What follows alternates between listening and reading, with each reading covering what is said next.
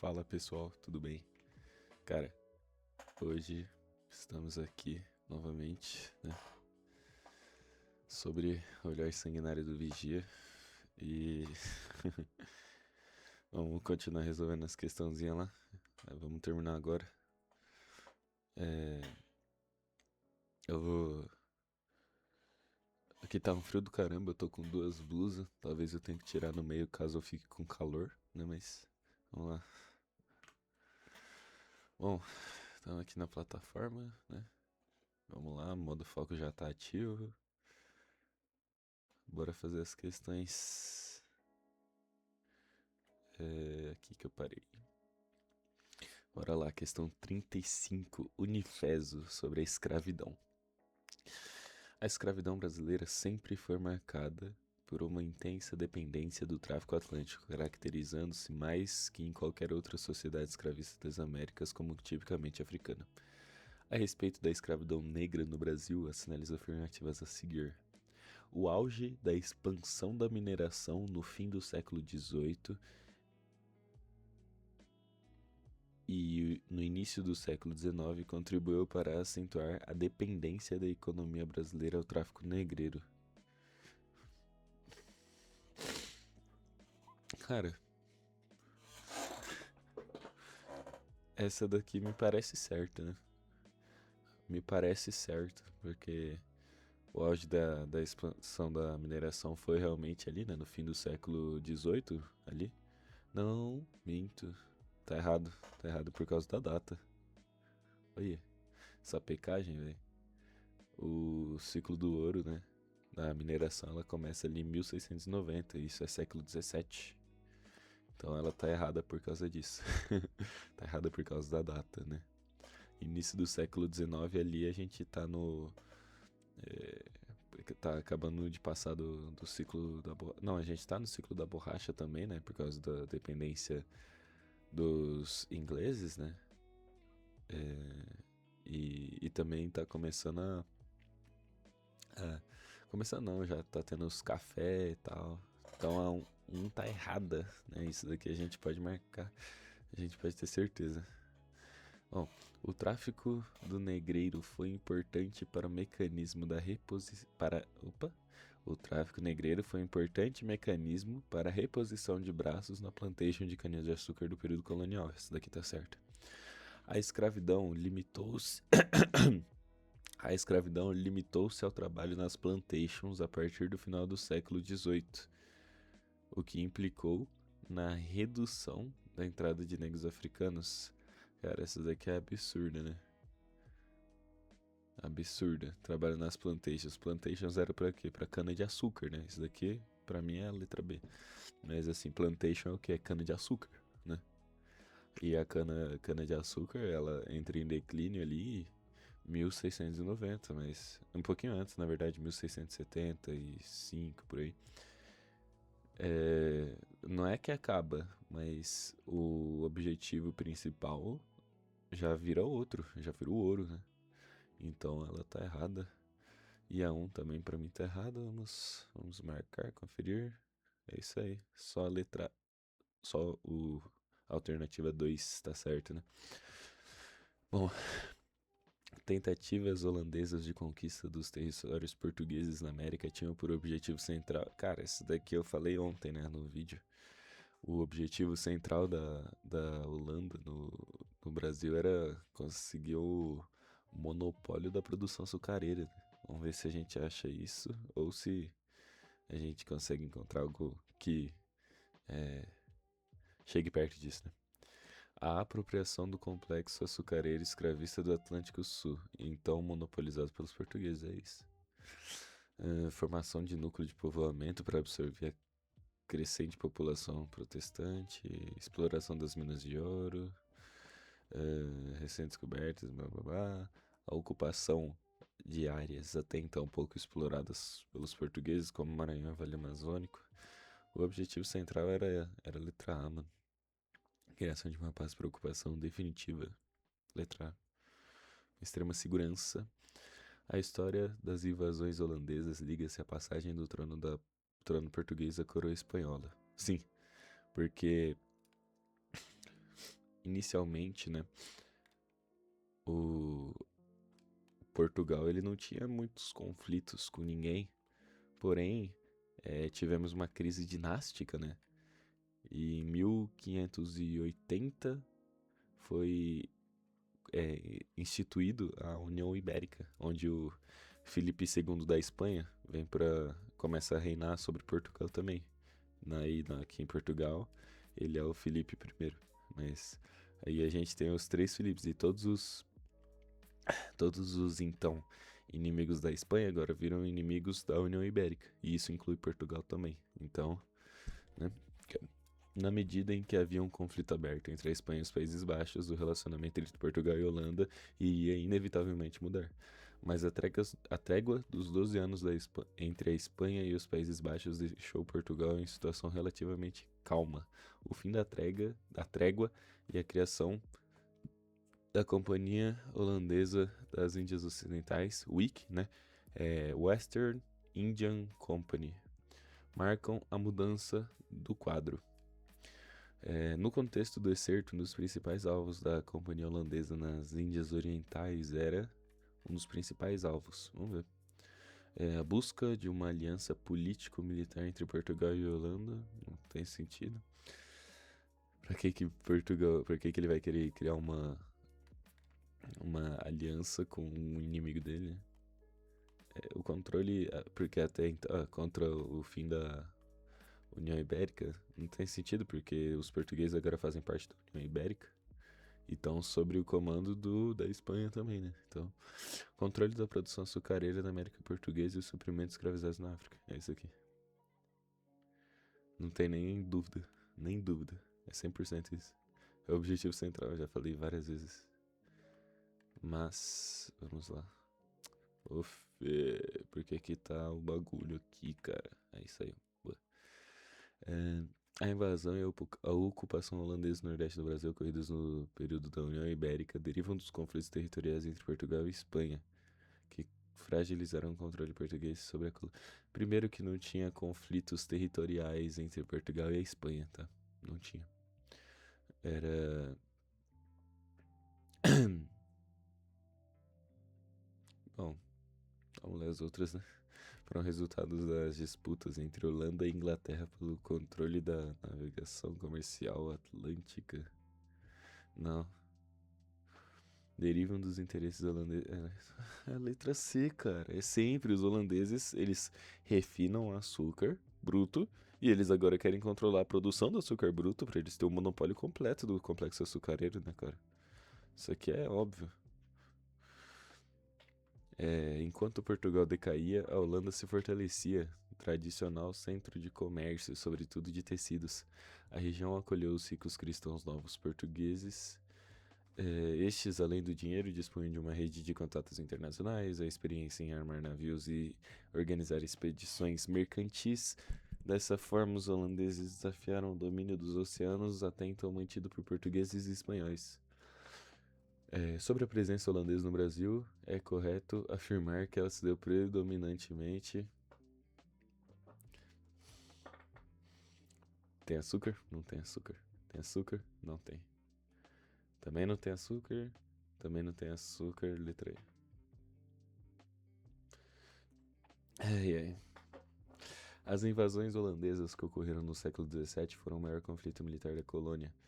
Embora consideradas Nordeste, elas não se restringiram a um simples episódio regional. Ao contrário, fizeram parte dos quadros das relações internacionais entre os países europeus, revelando a dimensão da luta pelo controle do açúcar e das fontes de suprimentos de escravos.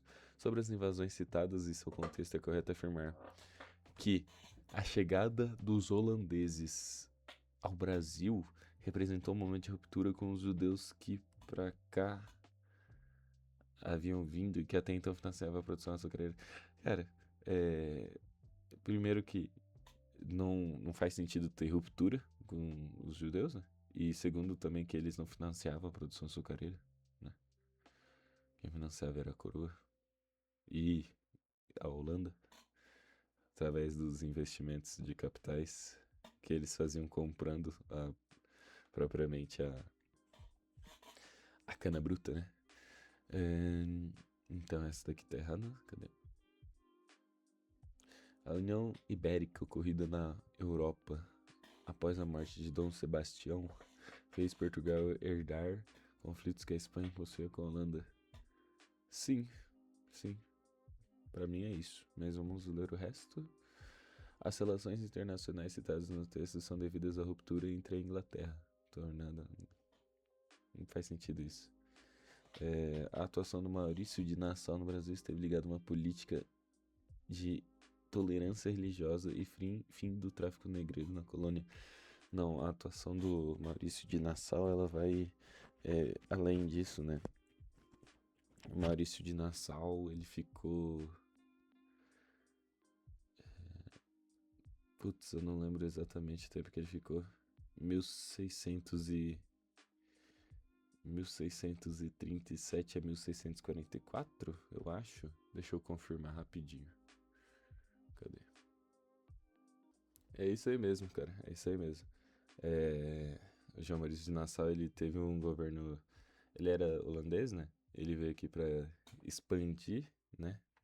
A, a soberania holandesa, né? Pelo utis possidetis, né? Que é a ocupação efetiva do território, né? Porque o ideal daquela época era que, assim, se você não estiver ocupando a terra, então ela tá desocupada, mesmo você sendo dono. E... Então... O que eu tava falando? A Tatu João Maurício de Nassau. Ele reinou não é? Ele teve um governo ali no Maranhão, ali em cima, no norte da colônia, e ele foi muito caracterizado por muito chamado de tolerante religioso, muito chamado de amigo de todo mundo, só que na verdade o cara só queria dinheiro, né? Que, assim, não importa qual religião que você vai trabalhar. Então, a única coisa que ele tava preocupado era com a economia, né? E ele foi embora porque a Holanda falou que ele tava gastando muito, né? E a letra B é justamente aquilo que eu falei, né? Da crise dinástica, que tivemos, né? Esse Dom Sebastião aqui, ele não tinha filhos. Não tinha filhos. Então, é, não tinha quem suceder, né? E o neto do Dom João III, alguma coisa assim, ele... Sei lá, eu sei que era um familiar distante, que era o Filipe II, que foi assumir o trono, né? Então vamos pra próxima. Entre 1630 e 1654, a Holanda dominou parte do Nordeste açucareiro. Sobre esse período da história, assinale verdadeiro ou falso, conforme seja verdadeiro ou falso que se afirma a seguir. A união das coroas ibéricas trouxe problemas para os domínios portugueses, uma vez que Portugal herdou os inimigos da Espanha, entre eles a Holanda. A primeira tá certa. A Holanda resolveu invadir o Brasil para incrementar o tráfico negreiro, que produzia muitos lucros para aquele país. Para que a Holanda... Primeiro que esse não era o objetivo da Holanda, e segundo, por que a Holanda vai entrar no país inimigo para aumentar o lucro desse país inimigo? Não faz sentido algum. Então é VF, a única que tem SAC, né? Mas vamos ler o resto. Vamos ler o resto porque na última eu errei uma por causa disso. Calabar é conhecido popularmente como um vilão na historiografia luso-brasileira. No entanto, essa perspectiva reforça a ideia de várias narrativas presentes na história. Cara, é bem genérica essa, genérica zona. Pra mim tá certo, mas. É porque eu não tenho tanta ideia, mas assim. Vilão na historiografia luso-brasileira, mas essa perspectiva reforça a ideia de várias narrativas, ou seja, para outras pessoas, para outros povos, para outras culturas, esse cara pode não ser um vilão, pode ser um herói, né? Então, né? Só basta saber se ele era um vilão na historiografia luso-brasileira, uma coisa que eu não vou saber. A expulsão dos holandeses no Brasil ocorreu sobretudo pelos conflitos que começaram a surgir entre os senhores de engenho e a Companhia das Índias Ocidentais. Cara, essa daqui tá bem certa. É bem certa. A expulsão dos holandeses no Brasil ocorreu sobretudo pelos conflitos que começaram a surgir entre os senhores de engenho e a Companhia das Índias Ocidentais. Cara, pra que os holandeses estavam no Brasil, né? Eles estavam lá pra usufruir da tecnologia açucareira do Brasil? e pegar essa tecnologia para eles. Não era como se fosse amiguinho, né? Então, óbvio que isso daí ia gerar conflitos, principalmente com aqueles que vendem, né? Então, e o que vai acontecer? Eles vão ser expulsos e eles vão lá para as ilhas do Caribe e vão começar a produzir o próprio açúcar, que vai ser muito melhor, muito mais barato. Isso daí vai começar a quebrar. Tanto é que, ó, tá aqui, ó, 1650, não é que falou? Ah, não, aqui, ó, 1654, né, quando a Holanda foi finalmente expulsa, né? A gente tava chegando aí no fim mesmo do tal do ciclo do açúcar, né? Então a gente precisava encontrar outra coisa e a gente encontrou o ouro, né? Então, essa daqui tá certa, 100%, marcamos com extrema segurança. Vamos para a próxima. Desde a saída do Conde Maurício de Nassau do governo dominado pelos holandeses na América em 1644, foi se ampliando um clima de descontentamentos entre os colonos em Pernambuco, provocado pelas descompatibilidades com o novo rumo dado à administração da capitania pela Companhia das Índias Ocidentais, considerado prejudicial aos seus negócios. É exatamente isso que aconteceu. Entre outras coisas, a companhia passou a cobrar os empréstimos concedidos por Nassau, e quando esses não eram pagos, os juros aplicados eram extorsivos. Em 1645, teve um início em movimento de revolta contra o domínio holandês que ficou conhecido como a Insurreição Baiana. Baiana não, pernambucana. A expulsão dos holandeses no Brasil gerou sérios problemas para a economia da colônia portuguesa, devido ao fato dos holandeses, aquilo que eu acabei de falar, né? É, esse açúcar estadunidense não é açúcar próprio, né? Não, eles não querem dividir lucro, eles têm tudo, né? Nas Antilhas, quebrando o monopólio de açúcar brasileiro, é isso daí. É exatamente isso. As Antilhas são as ilhas ali do Caribe, né? É outro nome que dávamos, que damos, né?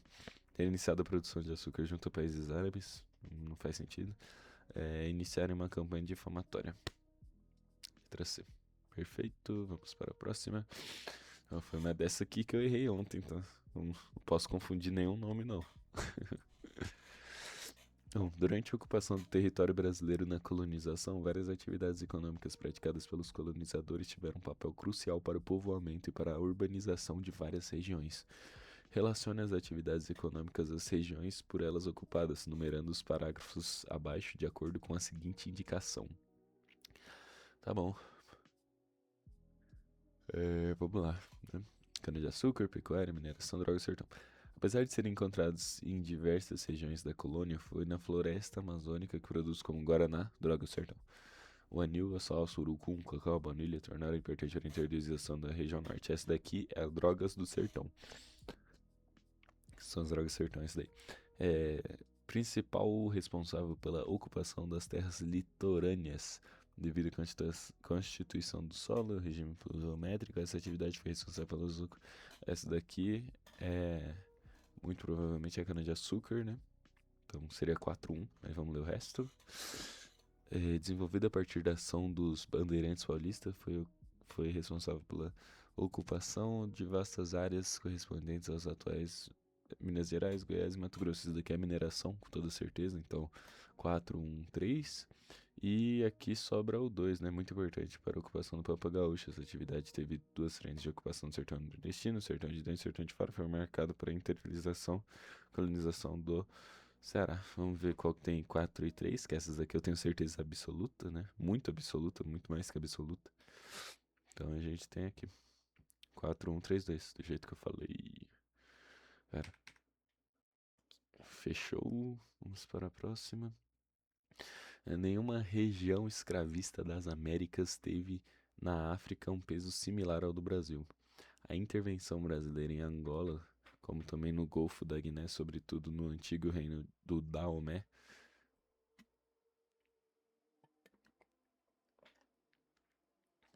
só declina após 1850, com o fim do tráfico negreiro no Atlântico Sul.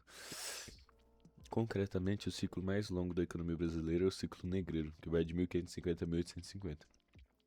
Todos os outros, do açúcar, do tabaco, do ouro, do café, são, na realidade, subciclos dependentes do ciclo negreiro. Nesse sentido, pode-se dizer que a construção do Brasil se fez à custa da destruição de Angola. fundamentado no texto acima, assinale a alternativa correta. O fim do tráfico negreiro no Atlântico Sul pôs fim ao sistema escravista no Brasil. Não, não. Assim, a gente tem escravos aqui. Só por parar de chegar, a gente vai parar de escravizar os que estão aqui? Não faz sentido. A captura, o transporte forçado e a perda de milhões de indivíduos tiveram um impacto catastrófico nas estruturas sociais, econômicas e políticas de todos os países do continente africano. Cara, esse todos os países me complica, né, velho? Porque assim, Egito também é na África, né? Pra mim não tem todo sentido esse, né? Mas o Golfo da Guiné corresponde hoje a países como Senegal, Benin, Moçambique, Angola e Costa do Marfim? Talvez, eu não tenho certeza. Não lembro exatamente onde fica o Golfo da Guiné. Angola foi sede do poderoso reino de Daomé durante todo o período do tráfico negreiro. Pô, velho. Não sei. Vamos ler a última, né? O ciclo negreiro é o ciclo econômico mais extenso e fundamental, do qual os outros ciclos foram, de certa forma, dependentes, pois a mão de obra escravizada era essencial para a produção e exploração desses recursos. É a letra E, com toda certeza, né? Então, aqui tá errado porque não pôs fim ao sistema de escravidão no Brasil. Aqui tá errado por falar todos os países, né? Aqui tá errado porque eu não tenho certeza disso, mas se eu não me engano, Moçambique fica um pouquinho mais pra dentro. É algo assim. Eu não lembro certinho, mas tá errado, porque aí tá certo. E essa D aqui, pô, o reino de Daomé durante todo o período do tráfico negreiro, o tal do Daomé aí ficou vivo 300 anos, velho. Acho difícil, né? Mas aí tá certo, né? Então vamos pra próxima. Leio o excerto para responder a questão. Os africanos não foram somente pioneiros da metalurgia no Brasil, de ferro no Brasil. Desde muito acostumados à cata do ouro, trouxeram com eles técnicas de bateia e escavação de minas. Alguns eram bons ourives, que criavam na África joias de grande beleza, como as dos Achantes, e passaram a fazê-lo no Brasil. Aos africanos deve-se também que se tenha produzido, sobretudo nas grandes propriedades rurais, e ao arrepio das proibições régias, tecidos para o uso dos escravos, em teares extremamente simples, horizontais ou verticais. As crianças ouviam relatos fantásticos de diferentes nações africanas cujos personagens e enredos se mesclavam entre si e com os ameríndios e europeus. De tal modo que se tornava difícil separar o Curupira dos Tupis do Moatia dos Achantes, pois ambos, do tamanho de anões, tinham os pés virados para trás. E eram senhores dos animais selvagens, confusão de folclores aí, né? Vindos da África, bichos papões, jogos e brinquedos desembarcaram no Brasil. E lembranças de desfiles de reis com seus enormes guarda-sóis coloridos que reproduziram no Brasil nos oracatus, congadas e reisados. Tá bom. Segundo o excerto, os africanos trazidos ao Brasil na condição de escravizados defenderam valores culturais que estimulavam o uso da imaginação e afastavam o pensamento lógico e racional. Era completamente inocência essa daqui, né? Pô, o cara vai viver pela emoção e não pela razão. Maluco pela imaginação ainda, né? Afastar o pensamento lógico e racional.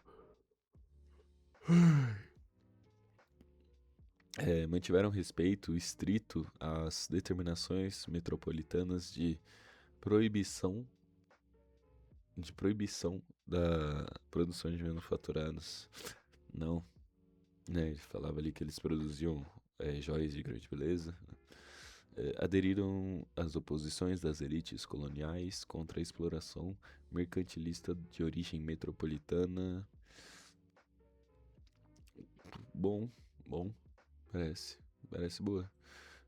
Permitiram a descoberta e a exploração sistemática de fontes de minérios pelos colonizadores portugueses. A exploração não era pelos colonizadores, era pelos escravos, né? Trouxeram um repertório cultural que se combinou com tradições e mitos de origens indígena e europeia. Eu tendo a ir na E, apesar da C também estar certa, porque aqui ele falou sobre tradições e mitos, né? Então, acredito eu que seja E. Aqui não tem nenhum sentido. Aqui não tem sentido. Aqui também não. Aderir não. Aqui ele não fala de nenhuma oposição e aqui ele especifica segundo o excerto. Então é a letra E. Mas agora é esperar validar. É o suspense. Vamos ver. Cadê? Erro. Aí, agora foi. Tinha dado erro. Mas aí agora foi. Ó, ixi, essa daqui. Essa aqui é pegada, hein, velho? A sala de educação, ixi. A sala de educação é brava, é louco o negócio, né? Sobre a presença francesa no litoral brasileiro durante o século XVI, é correto afirmar que. Tá. Os franceses estabeleceram fortificações permanentes em toda a costa nordestina já nas primeiras décadas do século. Isso daqui é mentira. Não, não fizeram isso, né? Eles, durante o século XVI, eles tiveram apenas duas ocupações, que foi uma ali no Maranhão, se eu não me engano, que foi a França Equinocial, e outra na Baía de Guanabara, que era a França Antártica.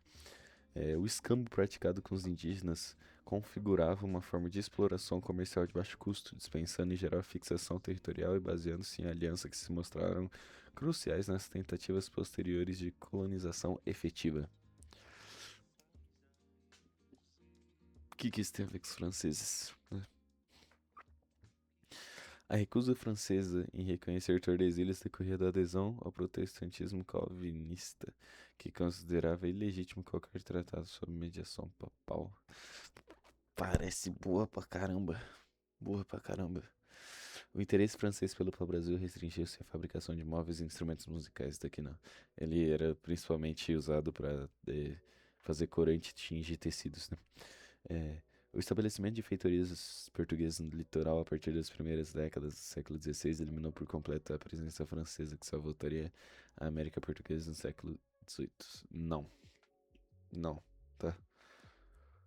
Primeiro que se as feitorias tivessem dado tanto certo assim, né? O, eles não iam ter implantado as capitanias hereditárias, né? É, acho que é a letra C, cara. Eu lembro desse protestantismo calvinista aqui. E eu lembro que a França, ela recusava a reconhecer as Tordesilhas, né? O escampo praticado com os indígenas configurava uma forma de exploração comercial de baixo custo. Porque isso daqui não foi nem a França que começou fazendo no Brasil primeiro, né? Foi Portugal mesmo.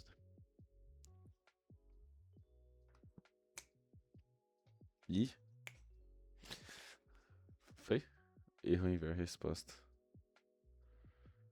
Ixi, velho.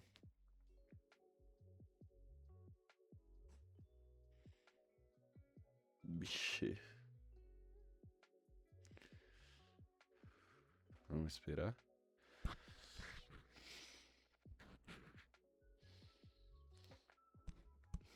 Calma aí, galera. Quando voltar, eu volto.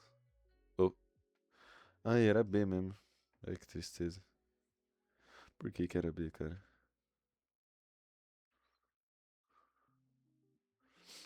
Durante isso.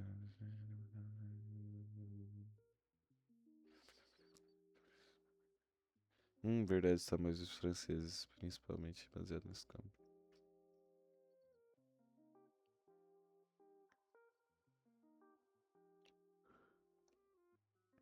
É, velho.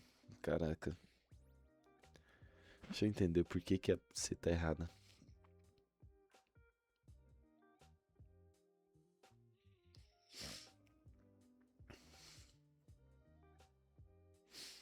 É que assim.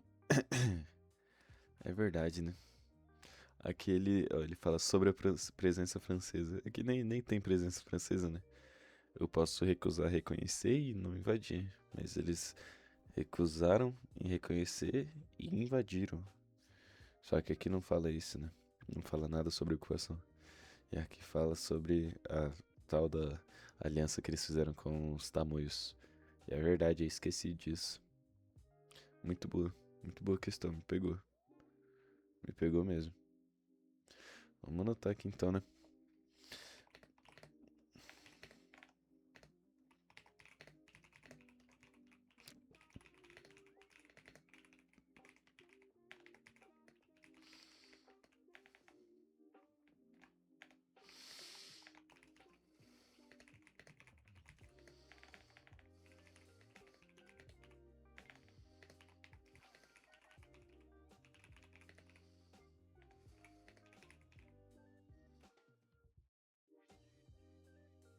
Ops, o que aconteceu, velho?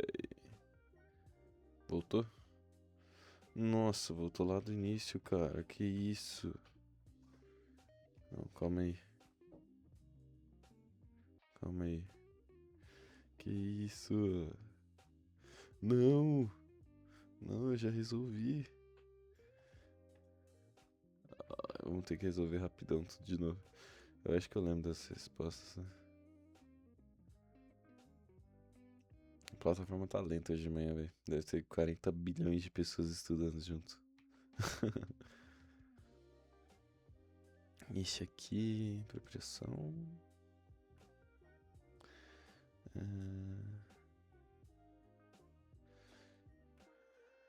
Aqui. Fazendo rapidão aqui, galera. Eu vou pausar e eu volto. Voltamos aqui, ó. Agora eu vou marcar certo. Cadê? Vai aparecer minha anotação aqui, talvez? Ah, é a minha anotação que tá dando problema. Nossa, meu Deus. Eu já volto de novo. Voltamos. Agora eu vou marcar certo. Eu não vou clicar em anotação, porque senão vai acontecer a mesma coisa de novo. Não vou cometer o mesmo erro 3 vezes. Vamos lá. O porquê que a C tá errado, né? É porque ela não, justamente, ela não fala nada sobre a, a ocupação em si, né? Sobre a presença francesa no litoral. Não fala nada sobre, né? Então vamos lá, pra próxima. Não vou mais clicar em anotação, eu já aprendi com os meus erros. França Antártica, vamos lá, né? O projeto de Villa Gagnon, instalado na Baía de Guanabara em 1555, articulava ambições geopolíticas francesas e querelas religiosas europeias. A colônia, refúgio inicial de calvinistas perseguidos, foi palco da chamada Confissão de Guanabara, primeiro documento protestante regido em solo americano, e desintegrou-se em meio a disputas teológicas internas e ao cerco movido por Mendes Sá, com apoio decisivo de aldeamentos indígenas organizados pelos jesuítas. Ok, vamos lá. A partir do fragmento e seus conhecimentos sobre o episódio, é correto concluir que Villegagnon liderou um projeto de povoamento agrícola autônomo em relação à coroa francesa, sem qualquer vinculação com as tensões religiosas então vigentes na Europa. Cara, esse daqui tá errado. Por falar que não tem nenhum vínculo, que é completamente autônomo. Fundação da cidade de São Sebastião do Rio de Janeiro em 1565 antecedeu a chegada de Villegagnon. Não? A chegada deles foram aqui em 1555, né? Saíram em 1567. A reação portuguesa ao estabelecimento francês mobilizou recursos militares da metrópole e apoio indígena articulado por missionários jesuítas, evidenciando como a defesa do território colonial articulou interesses ibéricos e estratégias de catequese.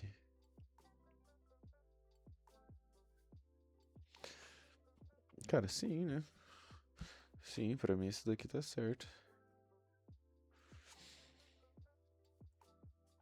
A França Antártica caracterizou-se como um empreendimento religiosamente homogêneo, voltado exclusivamente à difusão do catolicismo tridentino entre os tupinambás de Guanabara. Não, não, eles não eram católicos, né? Eles eram do protestantismo, se eu não estou muito enganado. Aqui, ó, calvinistas, né?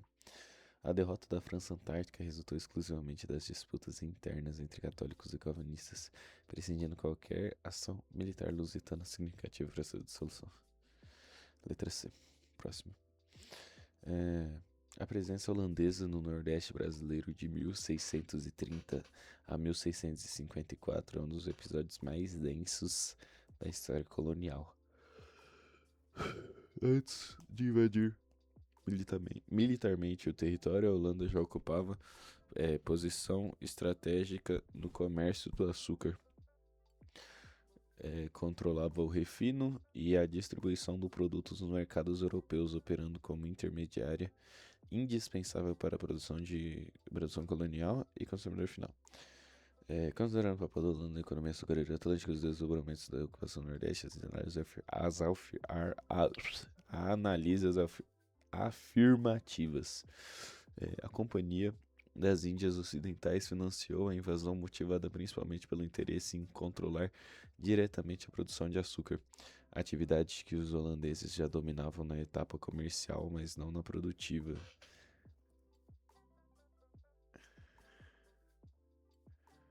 Essa tá certa. Tá certo, não tem nada de errado. Isso aí. Sob o governo de João Maria de Nassau, a administração holandesa concedeu crédito aos senhores de engenhos, inclusive aos católicos luso-brasileiros, garantindo a continuidade da produção e os lucros da própria ocupação. Talvez seja. A expulsão dos holandeses em 1654 foi resultado exclusivo de uma insurreição popular espontânea, sem qualquer envolvimento de interesses da coroa portuguesa de negação. Não. Era interesse da coroa portuguesa que os holandeses saíssem. Então a 3 está errada. Agora basta ver se a 2 está certa, né?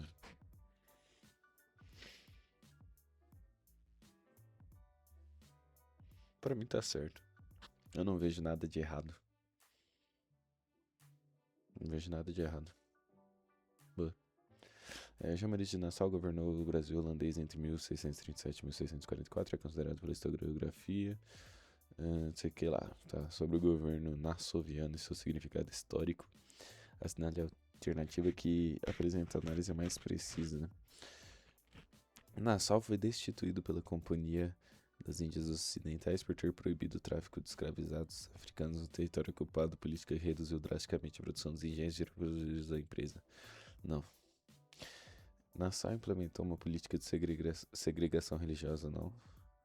O legado científico do governo Nassau foi produzido exclusivamente por artistas brasileiros patrocinados pelo governador, sem a participação de naturalistas ou intelectuais europeus trazidos especificamente para esse fim. Não tenho certeza. Vou deixar desmarcado aqui. O mecenato cultural de Nassau teve caráter exclusivamente científico, sem qualquer implicação política ou econômica. Não, isso aqui tá errado. A tolerância religiosa praticada por Nassau, que permitiu o funcionamento de igrejas católicas e sinagogas, tinha também dimensão pragmática, facilitava a convivência com a população luso-brasileira e com os judeus sefarditas, agentes comerciais essenciais para a economia do açúcar. É a letra I, com toda certeza. Leio o trecho abaixo, adaptado de Frederic Mauro. O Atlântico do século XVII não era um oceano de fronteiras, mas uma rede de interesses. Portugueses, holandeses, ingleses e africanos compartilhavam, sob relações assimétricas de poder, a construção de um sistema econômico cujo centro era o açúcar e cuja base era o trabalho forçado. A afirmação articula a produção açucareira e tráfico de escravizados como estruturas complementares dentro de um sistema atlântico integrado. Considerando essa relação, assinale a alternativa que apresenta análise historicamente mais consistente.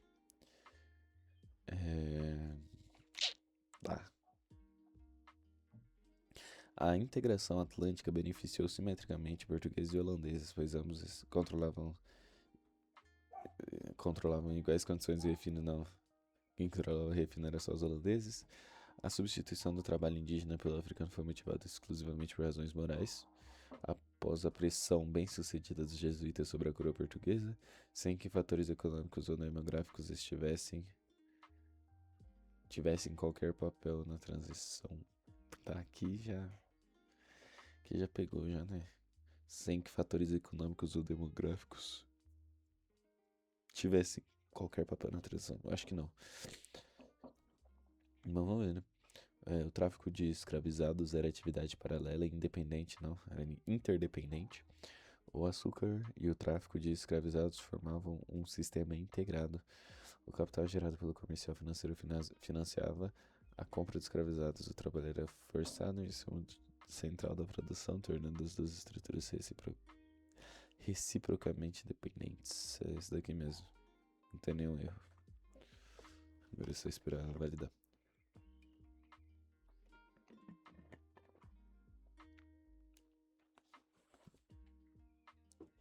Bom.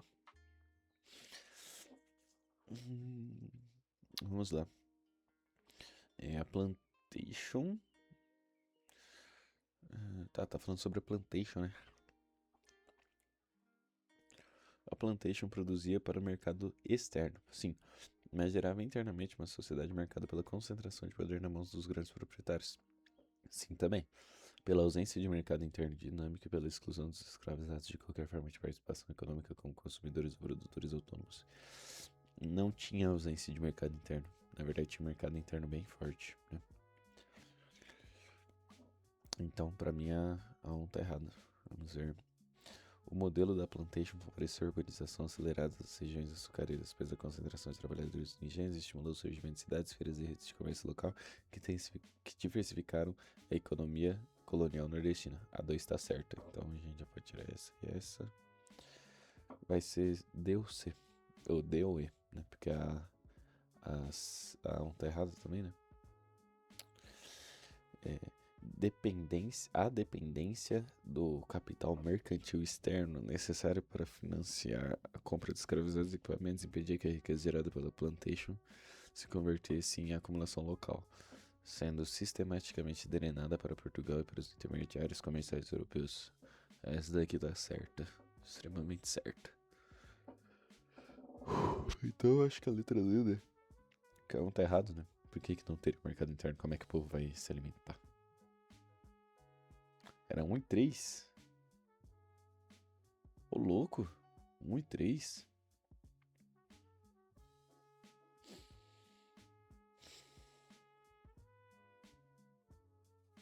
Por que 1 e 3?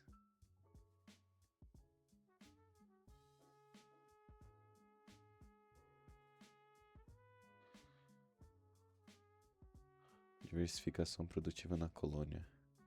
Eu marquei isso? Ah, diversificar a economia colonial. Verdade. Era monocultura, né? Era verdade, é verdade.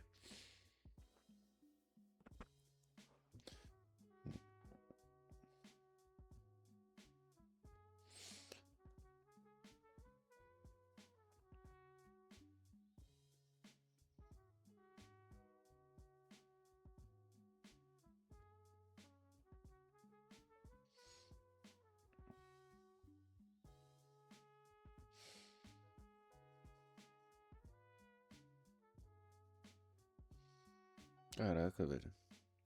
Me pegou aqui, viu? Me pegou de verdade. Aqui eu confundi isso, velho. Não diversifica a economia colonial, né? Plantation produzia para o mercado externo, mas gerava internamente uma sociedade marcada pela concentração de poder nas mãos dos grandes proprietários. Pela ausência de mercado interno dinâmico e pela exclusão dos escravizados de qualquer forma econômica como consumidores ou produtores autônomos. Essa última parte aqui tá certa, tá tudo certo, né, na verdade, mas essa ausência de mercado interno dinâmico. Talvez por causa do dinâmico, porque eu lembro de ter o mercado interno, né? Eles precisavam de mercado interno, né? Mas tá bom. Esse dinâmico aí que me pegou, mas tá certo, né? A 2 eu entendi porque tá errado. A 3 eu sabia que tava certo, foi só a confusão da 1. Deixa eu ler mais uma vez, cara. Entenda isso aqui. Produzir para o mercado externo. Sim, gerava internamente uma sociedade marcada pela concentração dos poderes na mão dos grandes proprietários. Sim, pela ausência de mercado interno dinâmico e pela exclusão dos escravizados de qualquer forma de participação. Concentrava o poder nas mãos dos grandes proprietários por causa da ausência de mercado interno e por causa da exclusão dos escravizados de qualquer forma de participação econômica. É, tá certo, né? Tá certo. É isso aí. Pô, isso aqui me pegou, velho. Verdade. Isso aqui me pegou de verdade. Caraca. Tá bom. Tá bom. Acontece. Acontece. Vamos lá, vamos pra próxima. O importante é isso, gente, ó. Errou.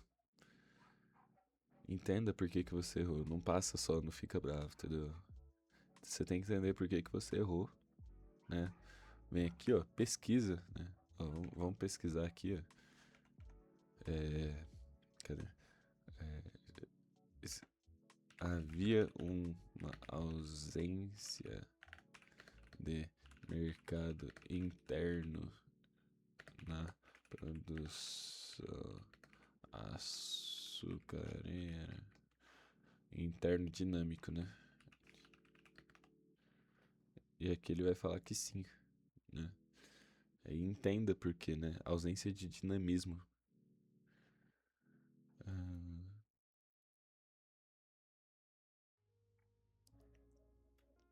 é, a ausência de dinamismo elaborando uma grande empresa plantation focado para entender o mercado europeu. Por ser um mercado externo, não tinha um mercado interno dinâmico, né? Era estático, completamente estático. É isso, tá bom? Vamos pra próxima. Boa essa, boa pra caramba. Vamos ver essa daqui agora. Leia o excerto adaptado de Schwartz. O engenho não era apenas uma unidade produtiva, era também uma, uma unidade social complexa na qual conviviam, sob tensão permanente, o senhor e o escravizado, o lavrador livre e o agregado dependente, o clérigo e o feitor. A afirmação aponta para a pluralidade de relações sociais que a plantation açucareira abrigava. Com base nessas perspectivas, avalie as proposições abaixo. A escravidão africana foi introduzida progressivamente na economia açucareira ao longo do século XVI, tornando-se dominante à medida que o apresamento dos indígenas se tornava mais difícil, mais custoso juridicamente, mais contestado pelas ordens religiosas. Sim, sim. Foi progressivamente, mas foi bem rápido, né? A plantation açucareira era uma estrutura socialmente homogênea, composta exclusivamente por senhores e escravizados, sem camadas intermediárias entre esses dois polos. Cara, acho que sim. Acho que sim. O endividamento era um elemento estrutural da economia açucareira. Os senhores de engenhos frequentemente contraíam dívidas com comerciantes portugueses e holandeses para financiar a compra de escravizados, ferramentas e equipamentos, o que os tornava dependentes do capital mercantil metropolitano. É isso, né? É letra A. Pra mim as três estão certas, né? Tem alguma camada intermediária na plantation? Não tem, né? Pelos senhores de engenho, pelos escravizados. Né? Não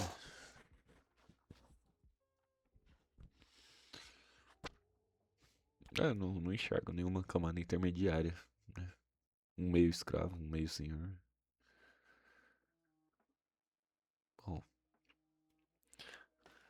Bom, se tiver errado, vai ser aí. Mas pra mim, pra mim não tá errado, né? Vamos ver. Era aí. Tava errado, né? A 2. Por que que tava errado? Provavelmente tinha uma camada intermediária, né? Vamos pesquisar. Erramos, vamos pesquisar.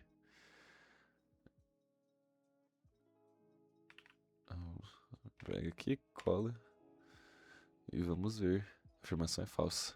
Sociedade açucareira podia camadas intermediárias. É verdade. É verdade. Nossa, como é que eu fui esquecer, velho? Trabalhadores livres e homens pobres, os lavradores de cana. Eu fiz questão disso ontem. Feitores, artesãos e agregados.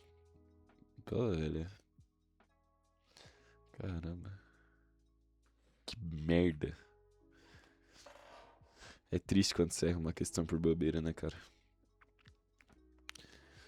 Por falta. Nossa, meu Deus do céu.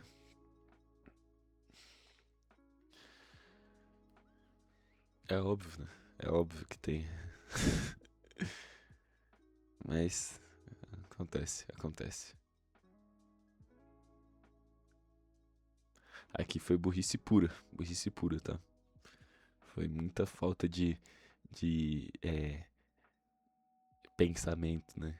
Era só eu ter pensado aqui, né? Camada intermediária. Pô, e quem fazia as comidas, quem fazia as roupas, quem fazia, sei lá, tá ligado? Nossa, que foi falta de pensar. Meu Deus do céu. Bom, vamos ver a última questão, né? Essa daqui tem que acertar, fechar com chave de ouro. No início do século XVII, navegadores e religiosos franceses embarcaram no norte da América Portuguesa e fundaram, em 1612, a cidade de São Luís, núcleo do projeto conhecido como França Equinocial, liderado por Daniel de Latouche e o Senhor de Larevardiere, e composta por capuchinhos como Claude de Abbeville e Yves Devreux. A empreitada contou com extensa rede de alianças com tupinambás na região e produziu relatos etnográficos que se tornariam fontes fundamentais para o conhecimento das sociedades indígenas do litoral norte. A expulsão dos franceses em 1615 foi seguida pela fundação de Belém no ano seguinte, marco da incorporação afetiva da Amazônia ao domínio luso. Considere as afirmativas a seguir sobre a França equinocial e seus desdobramentos. A escolha do Maranhão como sede do projeto colonial francês relacionava-se à fragilidade da presença portuguesa no norte da América, região que, à época da União Ibérica, recebia menor atenção administrativa e militar do que o eixo açucareiro nordestino. Essa daqui pra mim tá certa, não vejo nenhum erro nela, né? A Maranhão foi a sede do projeto, né? Tá escrito aqui. Relacionou com a fragilidade da presença portuguesa no norte da América, que na época da União Ibérica, que estava na época da União Ibérica, recebeu menor atenção administrativa e militar do que o eixo açucareiro nordestino. 100% certo. Sem dúvidas algumas. Então vamos lá, vamos ver as próximas. Os relatos de capuchinhos, como Claude de Abbeville e Yves Devreux, embora produzidos no contexto de um projeto colonial, constituem registros etnográficos relevantes sobre as sociedades tupinambás do norte, sendo amplamente utilizados pela historiografia e pela antropologia contemporâneas. Cara, pra mim sim, né? Vamos ler o resto aqui, ó. Contou com aliança. Cadê? Reproduziu relatos etnográficos tornaria fundamentais para conhecimentos. Pra mim tá certo. Vamos ver. 3 agora. A expulsão dos franceses do Maranhão em 1615 foi rapidamente sucedida pela fundação de Belém em 1616, isso aí tá certo, refletindo uma política de ocupação articulada que buscava consolidar o domínio luso sobre a foz dos Amazonas e dificultar futuras incursões de potências rivais na região. Essa daqui também, pra mim também tá certa. A 2 e a 3 pra mim estão certas. Vamos ler a 4. A França equinocial diferenciou-se da França Antártica por seu caráter exclusivamente comercial, ausente de qualquer dimensão religiosa, uma vez que os capuchinhos atuaram como meros observadores, sem envolvimento direto na catequese dos indígenas. Pô, velho.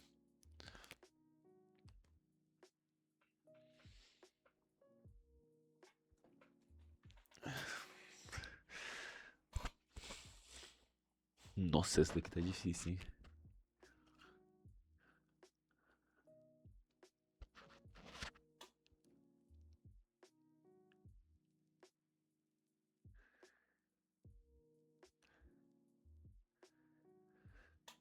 Caraca, velho. É que assim, eu não tenho certeza sobre a França Antártica, mas acredito eu que ela também não tinha nenhuma dimensão religiosa, né? Acredito eu. Eu iria de A aqui.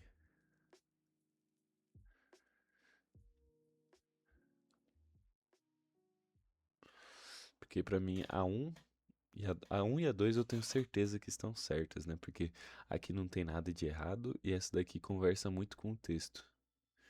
Então eu diria que tô entre a 3 e a 4, né? A 4 eu não tenho certeza.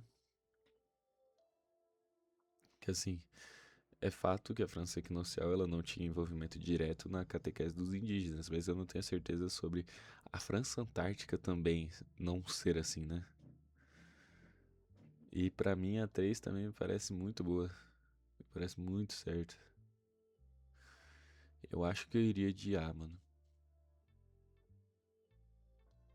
Dá mais uma lida.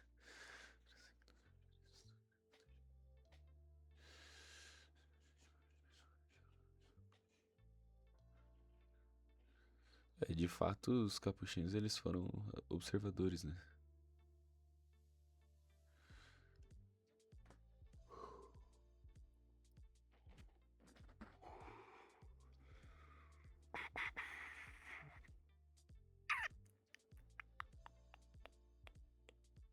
Eu acho que a 4 tá errada por falar que diferenciou, né? Da França Antártica. Eu acho que a França Antártica era a mesma coisa. Eu acho que era a mesma coisa. Eu tenho quase certeza que era a mesma coisa. Não faz sentido o mesmo país em um lugar ser de um jeito e no outro lugar ser de outro jeito. Vamos lá, vamos ver. Acertei. É isso daí mesmo. Perfeito, vamos finalizar aqui. Errei seis alternativas. Pô, foi bem. Vamos achar aqui os nossos erros e vamos ver. Fazer de novo. Sempre que você terminar, faça isso. Vá na que você errou, né? E tenta achar certo aqui. Os senhores engenhos não viviam isolados na plantation. Pela própria natureza e localização de sua atividade, geralmente próximo a um porto, estavam em contato com um modo urbano e com um olho no mercado internacional. Afinal de contas, sua riqueza dependia não só da capacidade de tocar o negócio no Brasil, mas dos preços fixados do outro lado do Atlântico nos grandes centros importadores. O excerto estabelece vínculos entre, vamos ver a nossa, por que que ela está errada, a organização das cidades coloniais e sua autonomia face ao mercado externo. Aqui que está errado, né? É, a autonomia face ao mercado externo, que fala literal da dependência do mercado externo. Então, tá errado. Vamos ver qual que é certo, então. Riqueza da elite fundiária, não fala sobre isso. Engenho de açúcar, comunidade produtiva e ocupação do interior da colônia, não fala sobre ocupação do interior da colônia. A estrutura agroexportadora, sim, e a camada hegemônica da sociedade açucareira, talvez. O objetivo da economia colonial e a autossuficiência dos senhores de engenho. Não, é a letra C mesmo. A letra C. Vamos para a próxima que eu errei aqui. Vamos ler. De acordo com o texto, qual atividade de resistência e sobrevivência foi utilizada por indivíduos quilombolas, né? Vamos ver. O quilombo serviu para o desbravamento das florestas além na zona de penetração dos brancos e para a descoberta de novas fontes de riquezas. Na capitania e depois na província do Rio de Janeiro, as fontes documentais sugerem que os quilombolas de Iguaçu mantinham um intenso comércio de madeira com a corte e também empregavam-se como trabalhadores nas fazendas de proprietários que contratavam um negro fugido. De acordo com o texto, qual é a estratégia? Tá. Repudia as forças maneirantes, não fala sobre isso aqui no texto, nem um pouco. Combate à cultura indígena, também não fala sobre isso, nem cita os indígenas. Apropriação da terra senhorial também não cita negro roubando terra dos senhores. Compra da emancipação definitiva, não, negro fugido, né? Se fosse emancipado não ia precisar fugir. sobra a nossa E é justamente o que é, né? Articulação é economia mercantil. Por quê, né? A economia mercantil é justamente isso aqui, ó. Intensos comércios de madeira com a corte, basicamente. Vamos ver a próxima. Ah, essa daqui foi aquela lá, né? Investimento capital. Essa daqui ficou óbvio agora pra mim. Essa daqui foi do erro de leitura. Infeliz. Desafortunado. A próxima foi. Cadê? Uai. Aqui. Essa daqui que era 1 e 3, né? Não, mas essa daqui eu bobiei mesmo. Bobiei. E essa daqui, que era a. Não, não era a. Era. Vamos ver. Essa daqui eu não lembro, velho. Acabei de fazer e não lembro já. A escravidão africana foi introduzida progressivamente. Ah, sim, era 1 e 3.